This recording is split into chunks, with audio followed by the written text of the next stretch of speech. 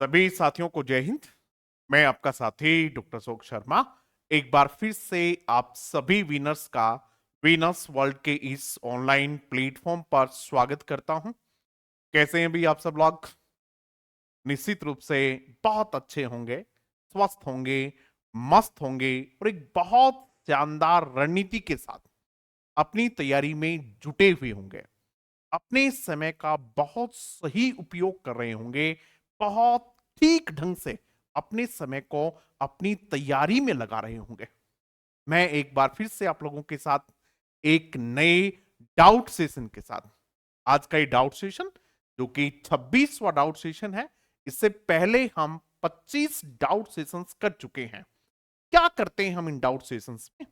In doubt sessions में हम पुराने एग्जाम्स जो हुए हैं, आरपीएससी ने जो पुराने एग्जाम्स लिए हैं, आरपीएससी फर्स्ट ग्रेड और सेकंड ग्रेड के, उनके क्वेश्चंस लेते हैं, यानी पीवाईक्यूज लेते हैं और उन पीवाईक्यूज के कॉन्सेप्ट को समझने का प्रयास करते हैं।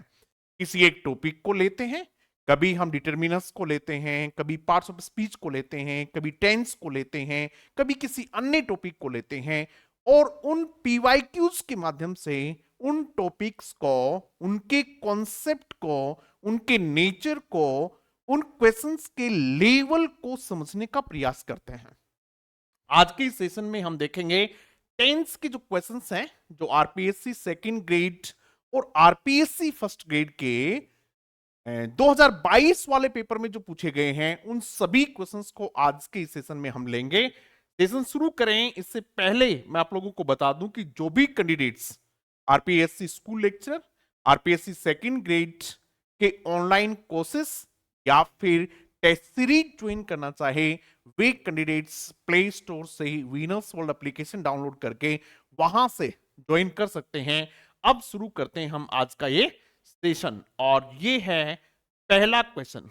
जैसा कि मैंने आप लोगों को पहले ही बता दिया कि आज के सेशन में हम टेंस के आरपीएससी स्कूल लेक्चर और आरपीएससी सेकंड ग्रेड के जो 2022 में एग्जाम्स हुए हैं उनके क्वेश्चंस लेंगे।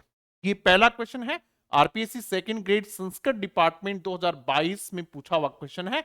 आप इस क्वेश्चन का आंसर करेंगे और फिर हम इस क्वेश्चन को समझने की कोशिश करेंगे।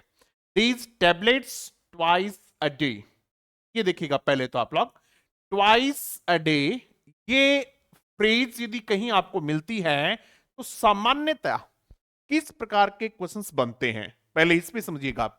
ट्वाइस अ डे का मतलब होता है दिन में दो बार। Twice a day, thrice a day, twice a week, thrice a week, once a week, एक भी सप्ताह में एक बार, सप्ताह में दो बार, सप्ताह में तीन बार, दिन में एक बार, दिन में दो बार, दिन में तीन बार। क्या इंडिकेट करते हैं ये, क्या बताते हैं? ये किसी एक्शन की फ्रीक्वेंसी बताते हैं। ध्यान से समझिएगा अभी, किसी एक्शन की क्या बताते हैं? फ्रीक्वेंसी बताते हैं, उस एक्शन की बारंबारता बताते हैं। ये बताते हैं कि वो एक्शन क्या हो रही है, रिपीट हो रही है, वो एक्शन बार बार हो रही है।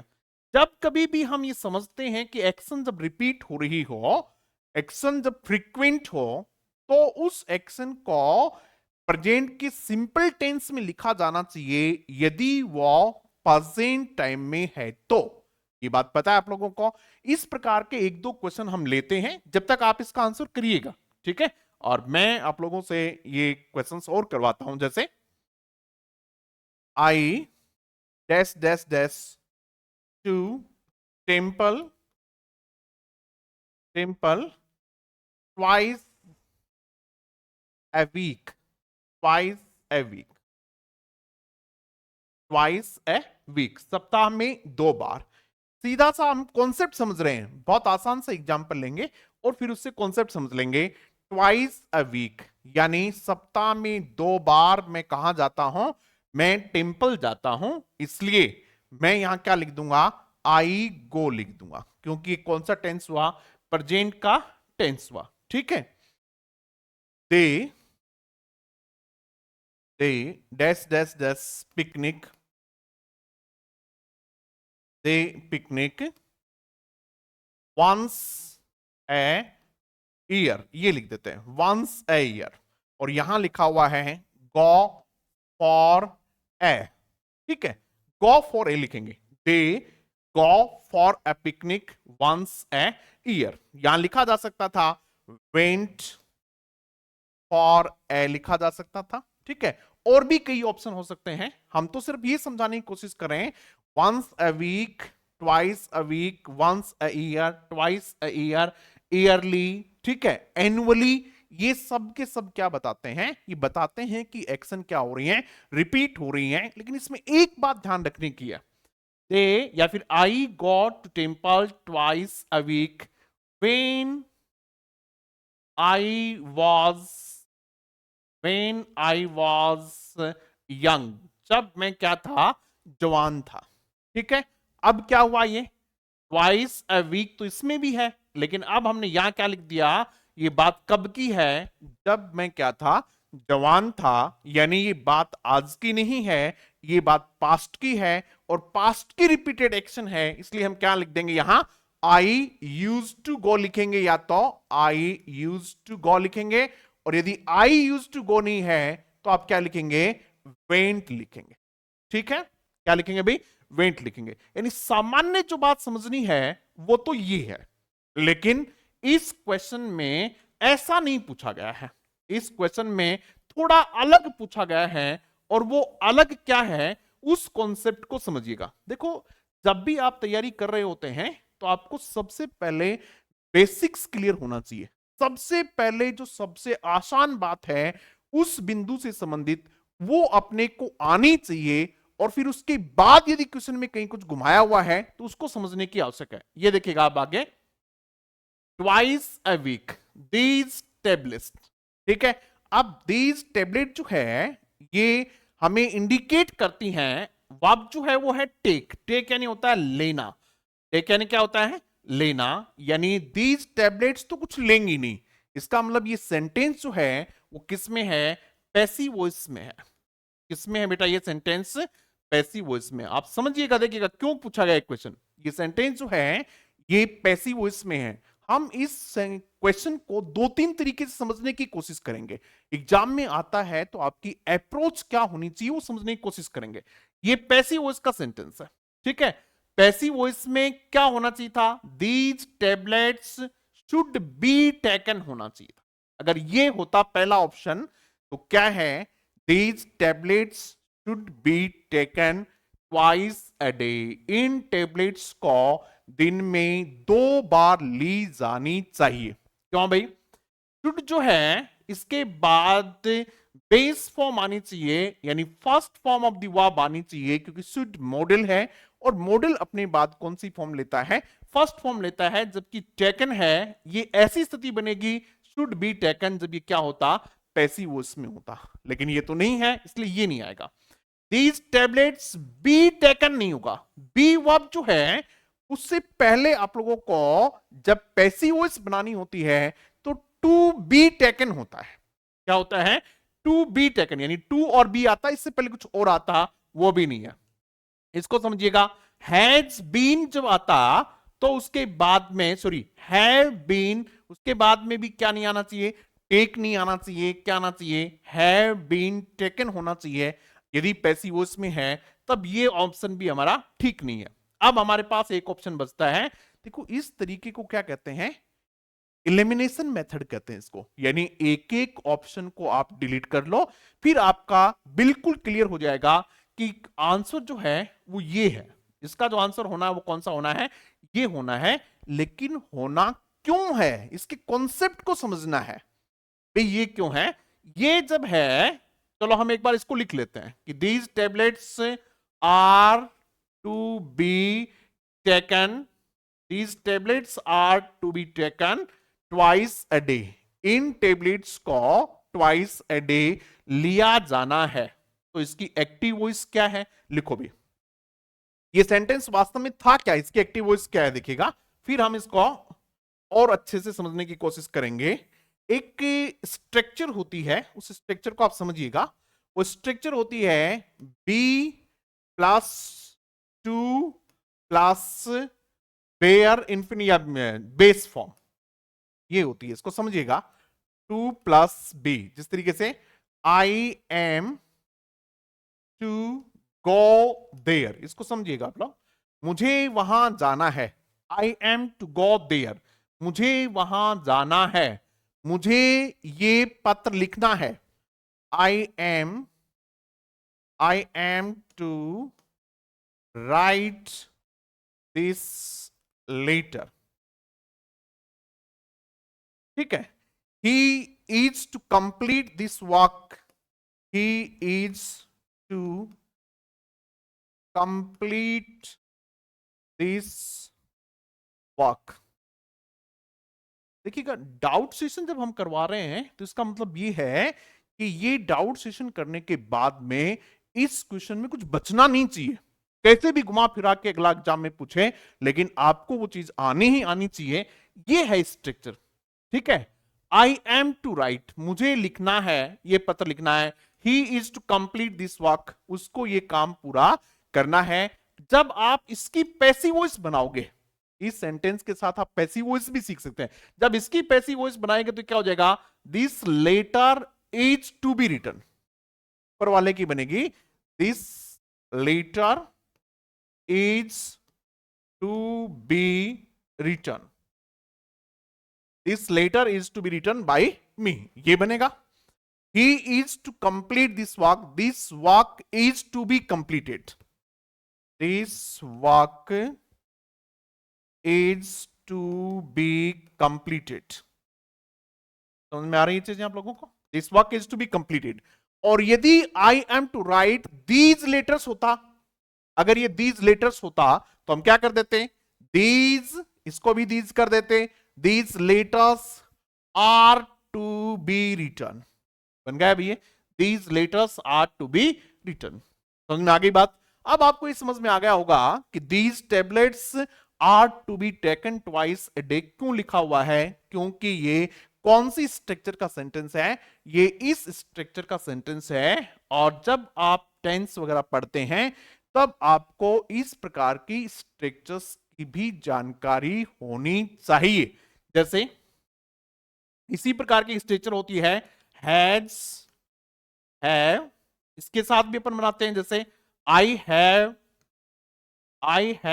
To do this, I have to do, मुझे ये काम करना है, ठीक है।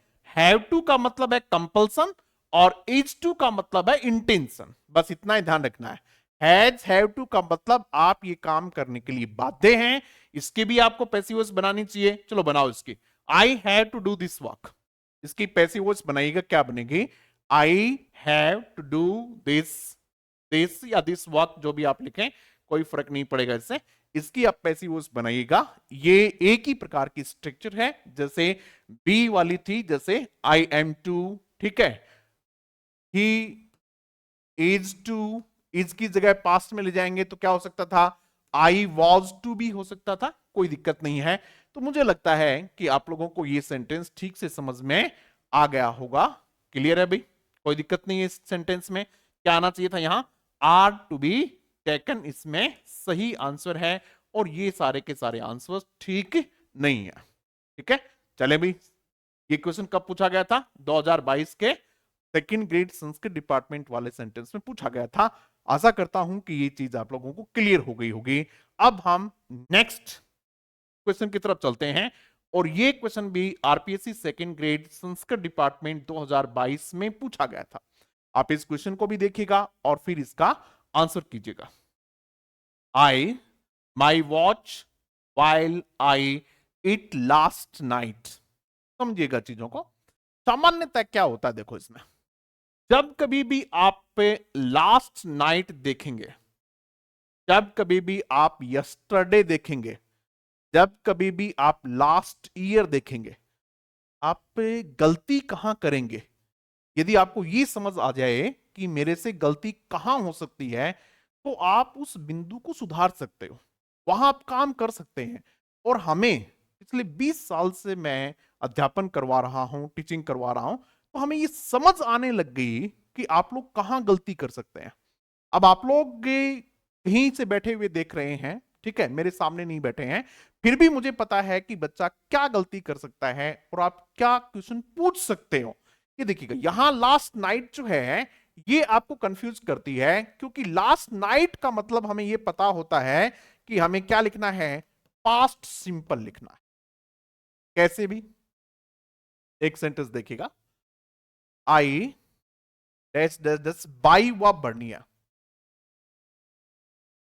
these stairs last week. ठीक है, यही है, आई डैश डैश गो व बर्नी है देयर लास्ट नाइट। अब ये बहुत आसान चीजें हैं, आप समझते हैं, इनको अच्छे से समझ जाएंगे।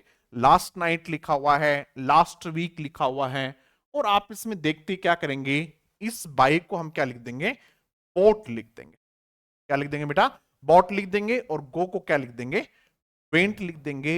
ये बिल्कुल सही आंसर्स हैं, और यही हमें समझाया जाता है और यही हम समझते हैं। तो फिर एग्जाम में ऐसे कैसे पूछ लिया भाई, ये लास्ट नाइट है तो इसमें ये नहीं आएगा क्या भाई, इसमें सेकंड फॉर्म नहीं आएगी क्या, नहीं आएगी। क्यों नहीं आएगी वो समझो पहले आप लोग, वो क्यों नहीं आएगी, देखो एक सेंटेंस देखिएगा, I dash dash dash play cat last night at this time. इस सेंटेंस को थोड़ा सा घुमा के लिखते हैं, at this time, at this time को यहां लिखते हैं, at this time I dash dash dash play cat last night. समझिएगा भाई, चीजों को समझने की कोशिश कीजिएगा कि लास्ट नाइट से कुछ और भी हो सकता है क्या।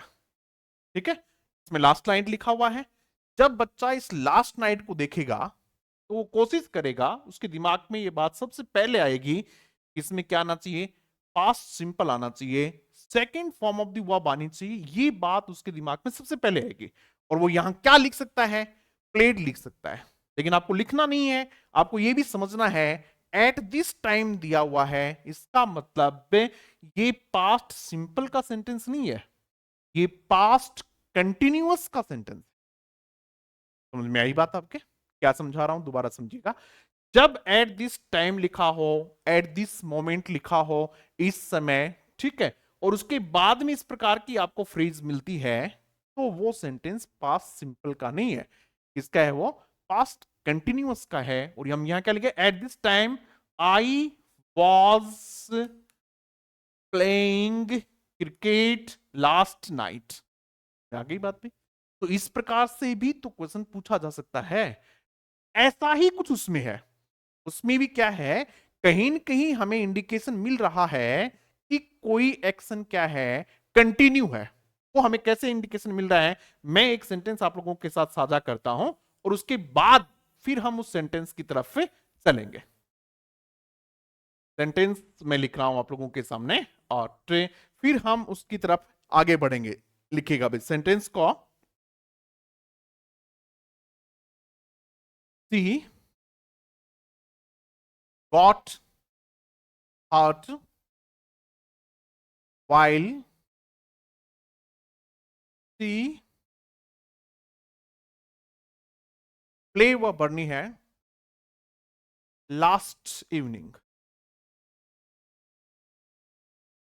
लास्ट इवनिंग, इसमें प्ले व बर्नी आपको, ठीक है।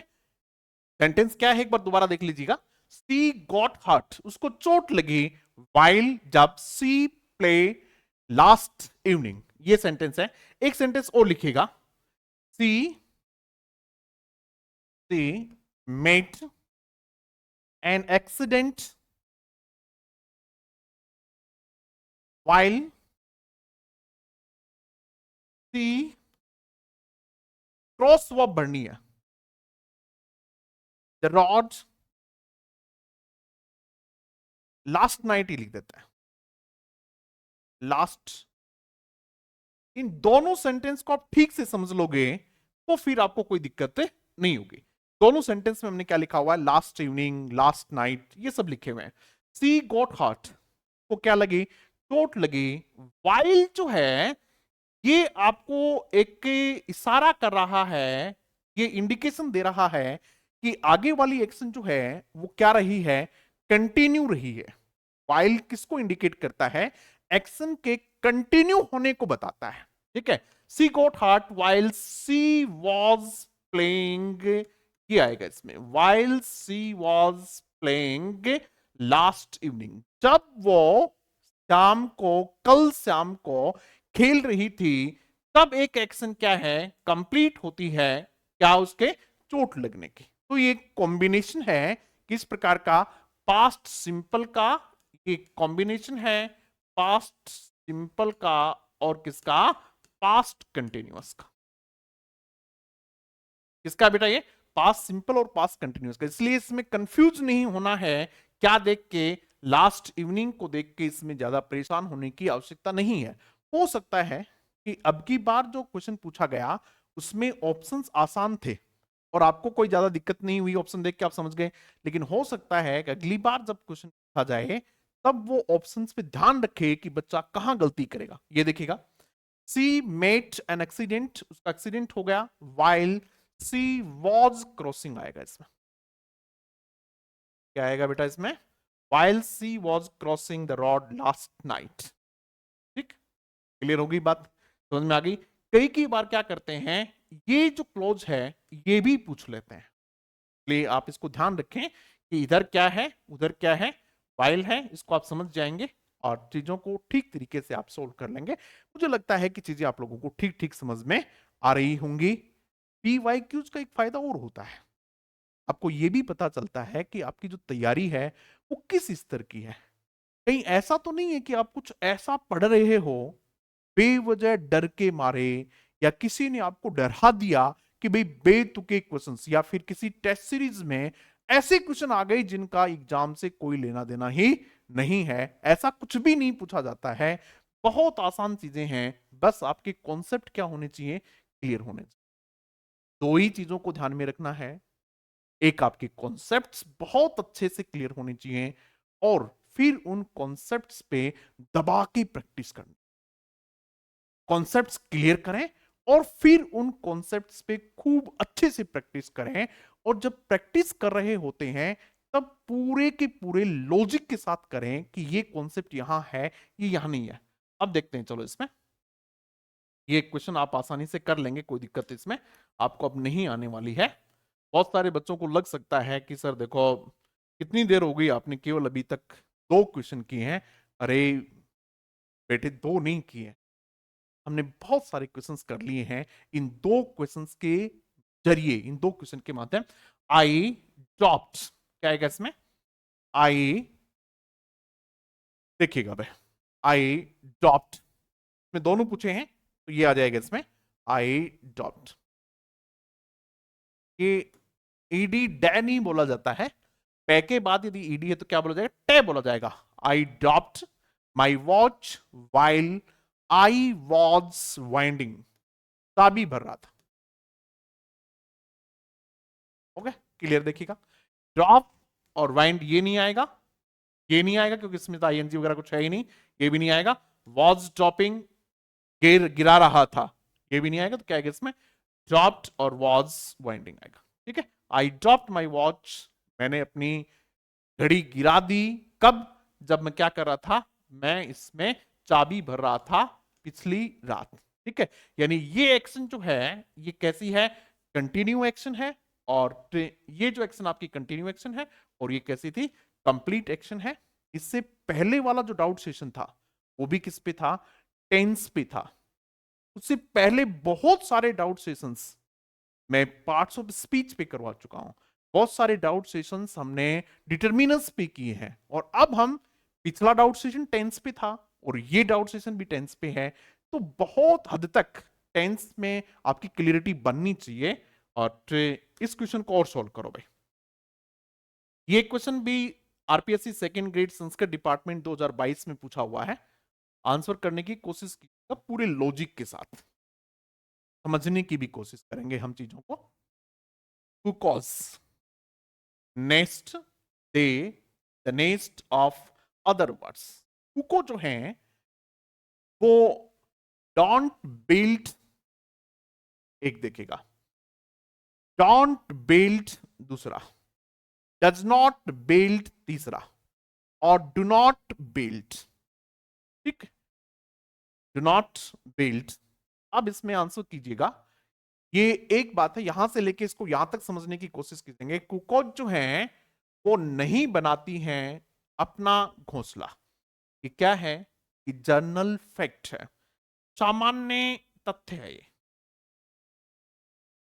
क्या है बेटा? ये जनरल फैक्ट है, जिसको आप लोग क्या कहेंगे? सामान्य तथ्य कहेंगे, यानी ये हकीकत है। ठीक है, जनरल फैक्ट्स को कौन से टेंस में लिखा जाता है? जनरल फैक्ट्स को, सामान्य तथ्यों को, ऐसा होता है, ऐसा नहीं होता है, ऐसा किया जाता है, ऐसा नहीं किया जाता है, इस प्रकार के जो सेंटेंसेस होते हैं प्रेजेंट के सिंपल में होते हैं, प्रेजेंट के सिंपल में होते हैं। ठीक है, universal truth, scientific truth, mathematical truth, किसी की लाइक्स और डिसलाइक्स, मुझे चाय पसंद है, मुझे कॉफी पसंद है, मुझे बिल्ली से डर लगता है, मुझे छिपकली से डर लगता है, ये आपका नेचर बताते हैं। क्या बताते हैं? नेचर बताते हैं, आपका स्वभाव बताते हैं। और इसको भी हम किस में लिखते हैं? प्रेजेंट के सिंपल में लिखते हैं। क्या आप लोगों का रिवीजन हो रहा है? आपने ऐसा ही पढ़ा होगा, मैंने आप लोगों को ऐसे ही पढ़ा है कि प्रेजेंट सिंपल इतनी इतनी जगह काम आता है, लेकिन जब आपने पढ़ा था तब ऐसा सेंटेंस आएगा ये आपने नहीं सोचा था।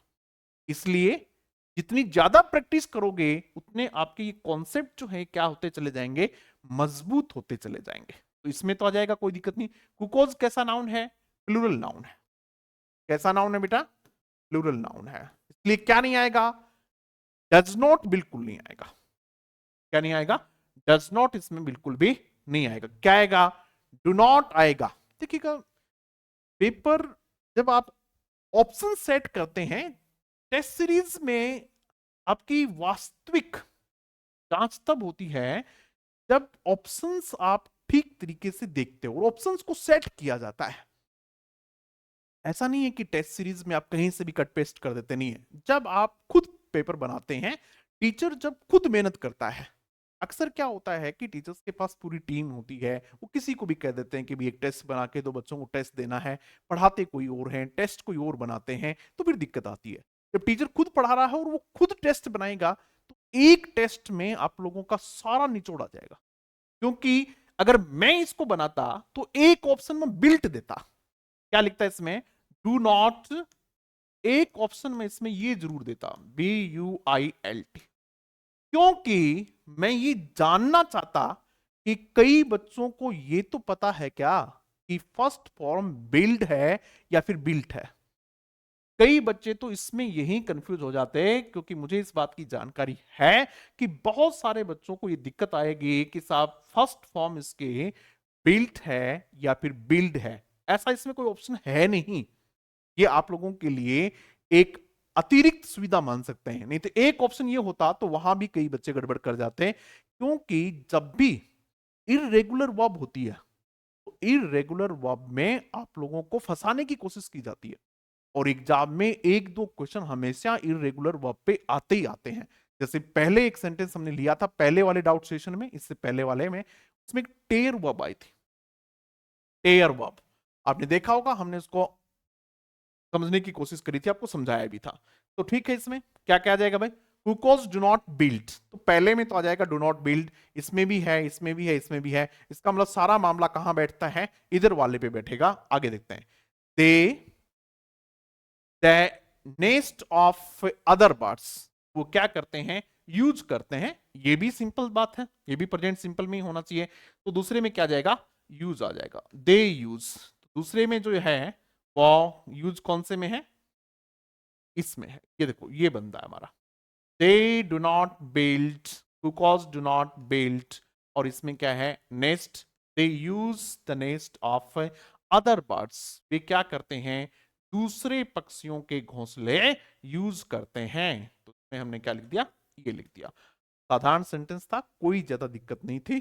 जिस बच्चे ने थोड़ी बहुत तैयारी की है, जो टेंस के बारे में जानता है, जिसने टेंस के 200-400 क्वेश्चंस प्रैक्टिस करके गया है एग्जाम हॉल में, वो इसको गलत करके नहीं आएगा, कोई दिक्कत इसमें नहीं होने वाली है। चलो नेक्स्ट क्वेश्चन देखते हैं। नेक्स्ट, वैसे तो इसमें एक चीज और थी समझाने लायक, वो देखते हैं।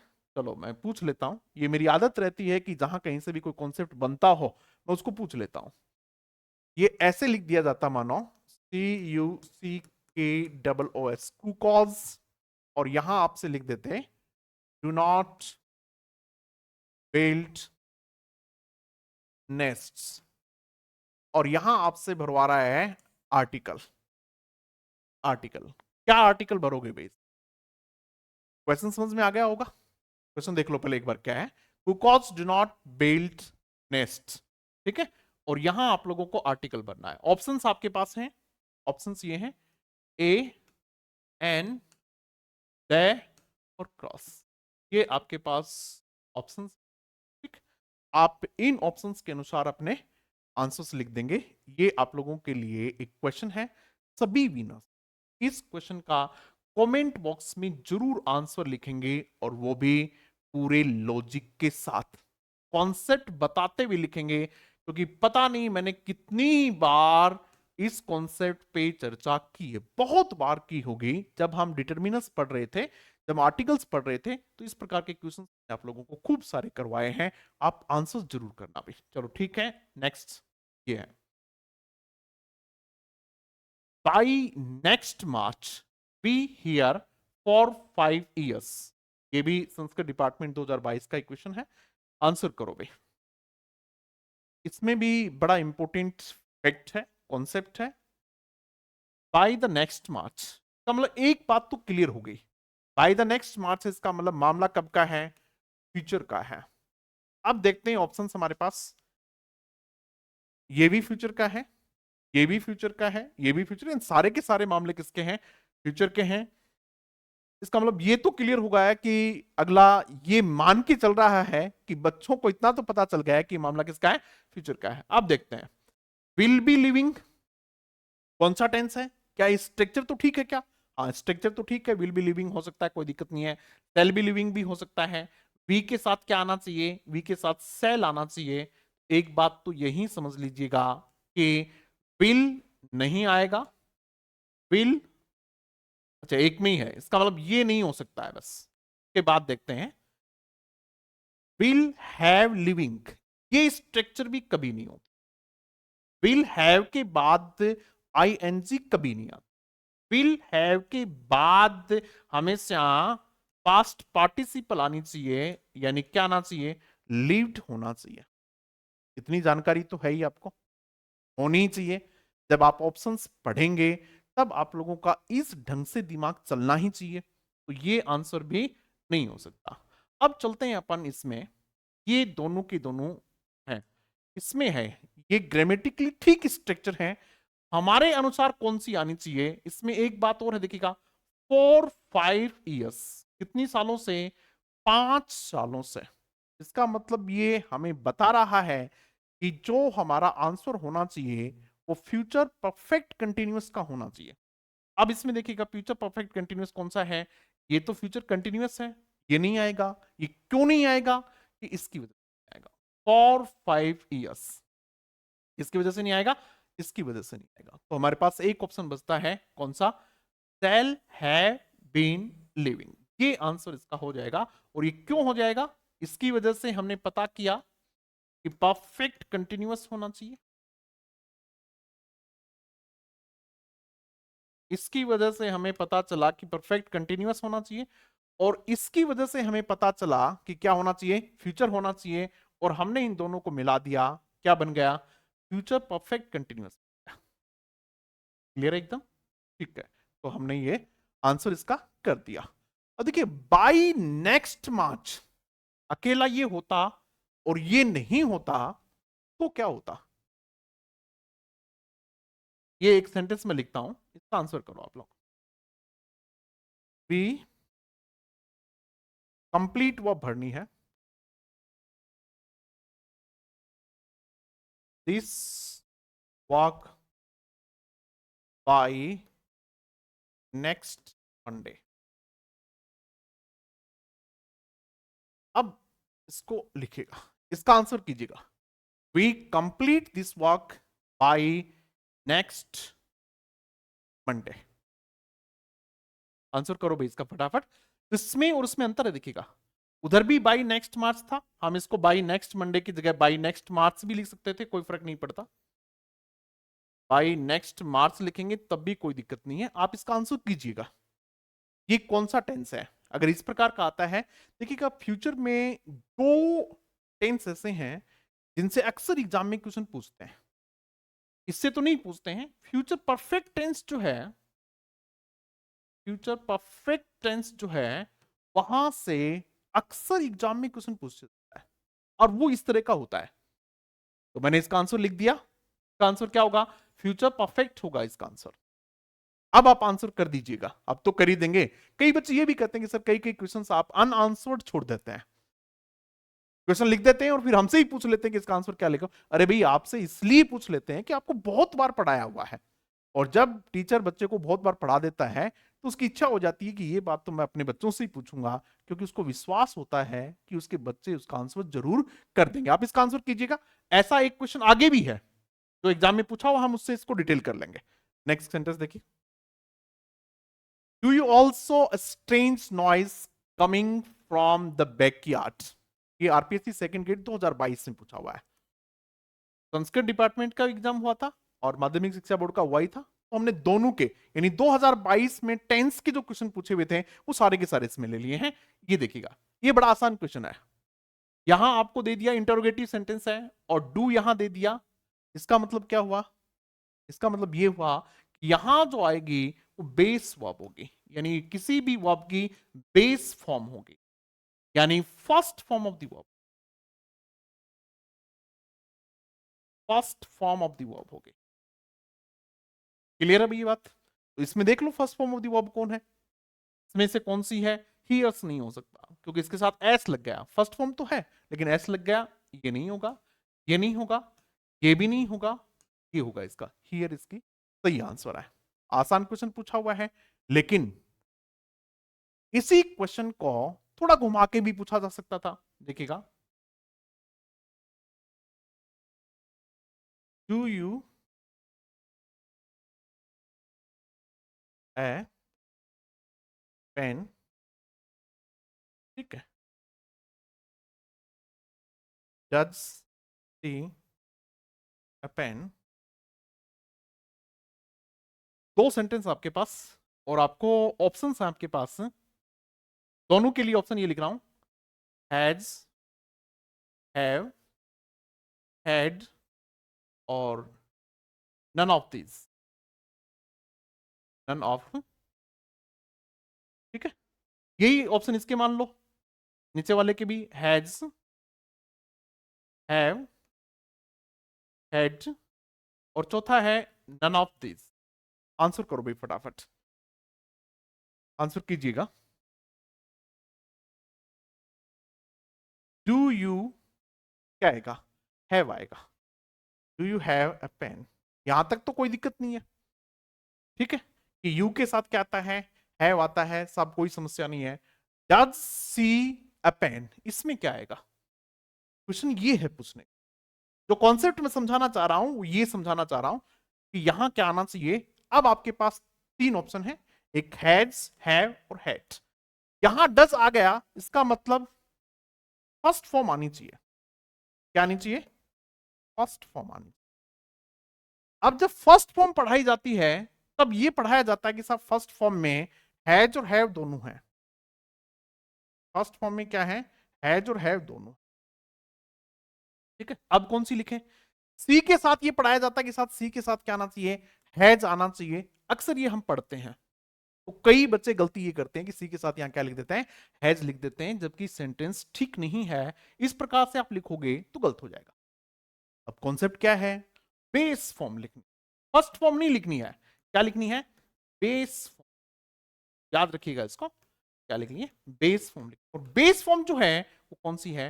हैव है। बेस फॉर्म कौन सी है? हैव है, इसलिए क्या आएगा इसमें? डज सी हैव, क्या आएगा इसमें? हैव आएगा। ये क्वेश्चन ऐसे पूछा जा सकता, और जब ऐसे पूछ लिया जाता तो बहुत सारे बच्चों के कॉन्सेप्ट की जांच हो जाती। ठीक है, ऐसे पूछा तब भी ठीक है, कोई समस्या नहीं है। ठीक, क्लियर हो गए अभी? लेकिन हम जब प्रैक्टिस करें, जब हम पीवाईक्यूज करें, तब हमें इस ढंग से चीजों को, आसपास की चीजों को भी देख लेना चाहिए कि अब की बार ऐसा पूछा है, अगली बार पेपर का लेवल थोड़ा सा ठीक है, क्योंकि हर बार पेपर का लेवल थोड़ा अच्छा आता है, पहले वाले से थोड़ा अच्छा, यानी ज्यादा थोड़ा मुश्किल आता है। तो आप उस ढंग से अपनी तैयारी करके जाएं। बच्चे भी बहुत मेहनत कर रहे हैं, इतनी मेहनत कर रहे हैं कि हमारे विनर्स भी लगे हुए हैं, 5-5, 6-6 हजार क्वेश्चंस की प्रैक्टिस कर रहे हैं। तो कंपटीशन तो बढ़ेगा ही बढ़ेगा ना, तो इसलिए आप बहुत अच्छे से अपनी तैयारी करके जाएगा। क्वेश्चन नंबर 6 देखते हैं।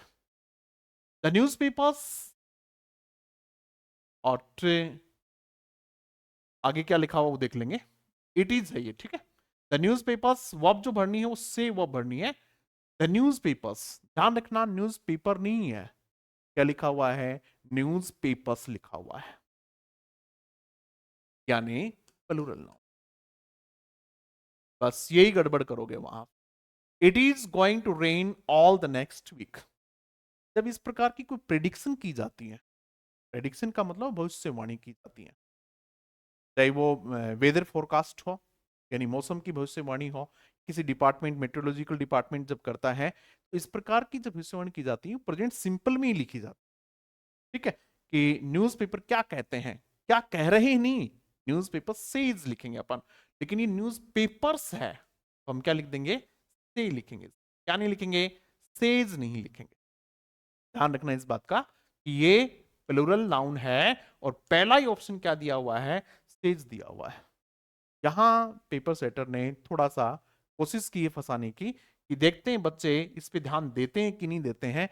जब बच्चा घर पे प्रैक्टिस करता है तब अलग बात होती है, और जब एग्जाम हॉल में बैठ के प्रैक्टिस, वो पेपर सोल्व करता है, तब उसके बहुत सारा दबाव होता है, वो अपने 100% पे नहीं होता उस समय।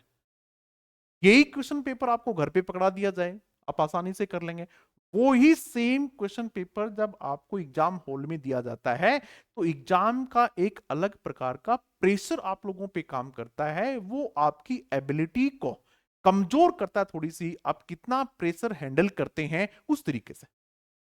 वहां आप लोगों के ये दिमाग में आए ही नहीं आए कि ठीक, इसकी प्रैक्टिस आपको यहां करके जानी है कि वहां ऐसा भी हो सकता है, तो इसमें क्या आएगा? से जाएगा। सेइंग वैसे ही नहीं हो सकता, क्योंकि सेइंग तो बिना हेल्पिंग वर्ब के आएगा नहीं।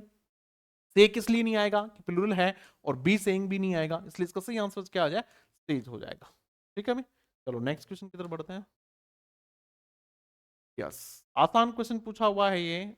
Only yesterday I A copy of the CD, only yesterday, yesterday यानी कल ही, ओनली यस्टरडे का मतलब क्या है? यहाँ कल ही मैंने एक कॉपी खरीदी है सीडी की, कल खरीदी है, तो क्या आएगा?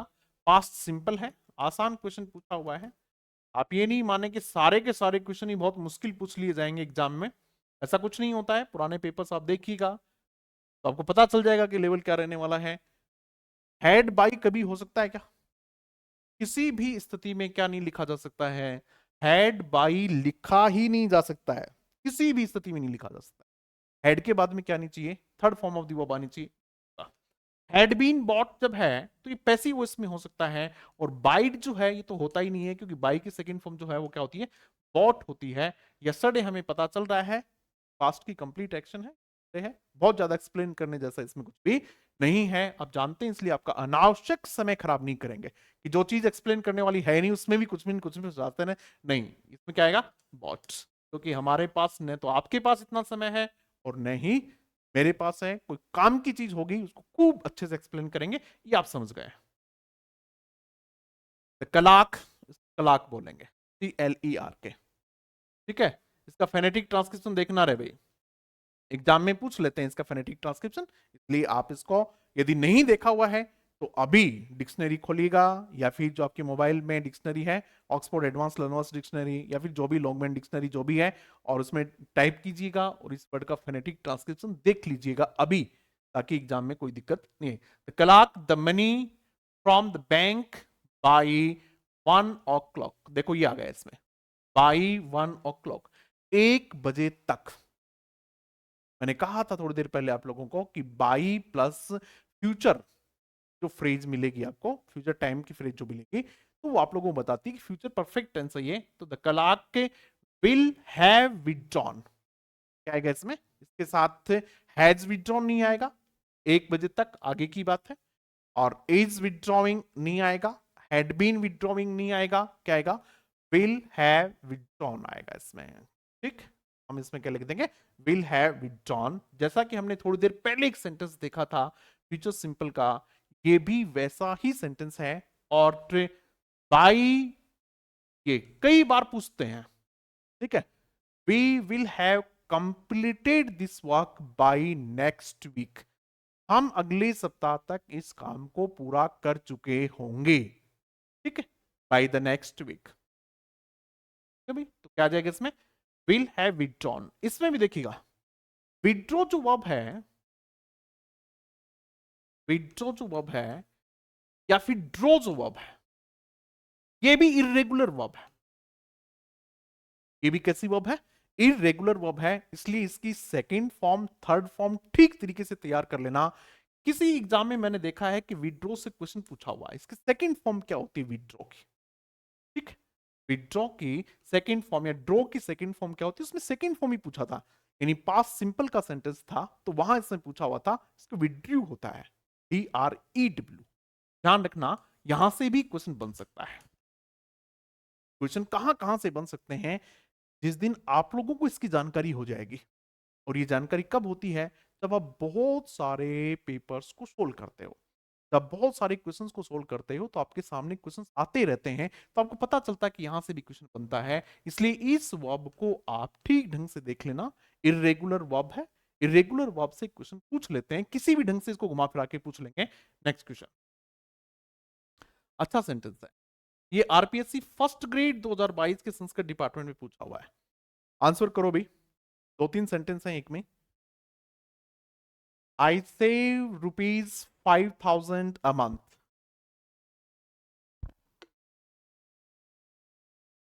I save, मैं बचाता हूं, ये आपकी हैबिट है। और हैबिट कौन से टेंस में आती है, यहां से लेके यहां तक जो बात कही गई है वो आपकी हैबिट बताती है। इट शोज योर हैबिट, ये आपकी हैबिट बताता है। मैं हर महीने क्या करता हूं, 500 रुपए बचाता हूं, इसलिए हमने क्या लिख दिया, सेव लिख दिया, यानी प्रेजेंट का सिंपल टेंस लिख लिया हमने।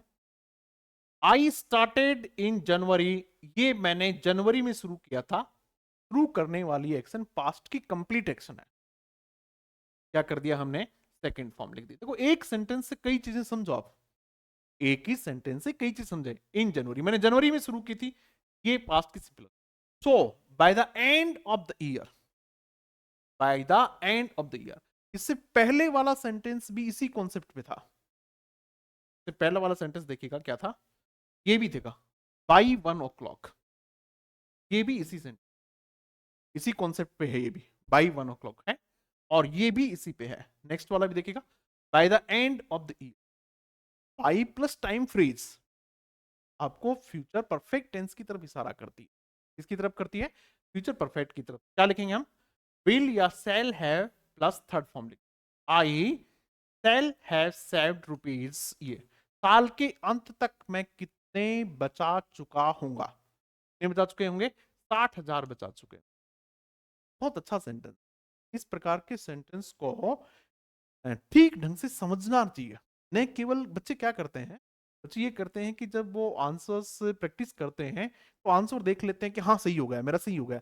ऐसे नहीं, आप उस क्वेश्चन को निचोड़ने की कोशिश कीजिएगा कि उस क्वेश्चन में कौन सा वर्ड क्यों लिखा गया है, उस वर्ड को लिखे जाने की वजह क्या है। जब आप ये नहीं समझेंगे कि सेंटेंस में ये शब्द क्यों आया है, यहाँ कौन सा पार्ट ऑफ स्पीच है, कौन सी प्रपोजिशन क्यों आ रखी है, कौन सा टेंस क्यों यूज हो रखा है, ये सारी चीजें उसको खकालने की कोशिश करेगा। और यदि एक बार आप ऐसा कर लेंगे तो आपको लगेगा कि यार इंग्लिश में तो मजा बहुत आता है और कोई भी पेपर आ जाएगा मैं उसको छोड़ूंगा नहीं, कॉन्फिडेंस एक अलग लेवल का कॉन्फिडेंस आ जाता है। तो इसमें क्या आ गया, अभी फिलहाल सेट आ जाएगा। चलो नेक्स्ट देखते हैं। ये है क्वेश्चन नंबर 10। ये भी RPSC second first grade Sanskrit department में पूछा हुआ है। We were told, we were told, ये देखिएगा, we were told, we were, आप लोगों से एक बात और पूछने की इच्छा हो रही है। लो, कौन सा टेंस है ये, आपसे पूछ लिया जाए कि ये सेंटेंस जो लिखा हुआ है बोर्ड पे, वी वर टोल्ड, ये कौन से टेंस का सेंटेंस है, बताइएगा, कोशिश करो बताने की। We were told past simple का मामला है, पैसिव वॉइस का है। फिर पूछ लिया जाए आपसे ये सेंटेंस एक्टिव में है या फिर पैसिव में है, ये भी तो पूछ सकते हैं। तो आप बता देंगे कि पैसिव में है, इतनी जानकारी होनी चाहिए आप लोग। क्या बताएगा हमें, that the manager could not see us, manager हमें नहीं दिख सका, पास्ट का मामला है, पास्ट सिंपल है। एट दैट मोमेंट, उस समय मैनेजर हमें नहीं देख सका, क्यों, उस समय वो क्या कर रहा था, एट दैट मोमेंट।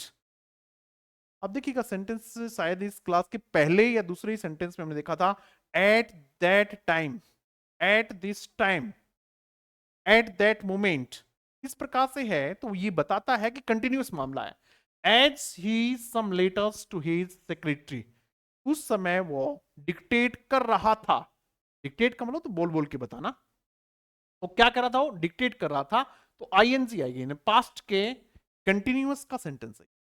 कौन सा सेंटेंस है, पास्ट के कंटिन्यूअस का है। अब ही है, पास्ट के कंटिन्यूअस में ये नहीं है, ये नहीं है, ये दो पास्ट के कंटिन्यूअस के हैं, पहला वॉज और दूसरा वर, बस इतना ही अंतर है। ही के साथ वॉज आएगा, ये कोई छोटा बच्चा भी बता सकता है, कोई दिक्कत नहीं है। ये इसका आंसर ये हुआ। इस प्रकार से हमने आज की इस क्लास में 2022 के पेपर के 10 सेंटेंस लिए टेंस के, और मुझे लगता है कि आपने बहुत कुछ सीखा होगा। कितने क्वेश्चंस आप लोगों के ठीक हुए आप कमेंट बॉक्स में जरूर लिखिएगा।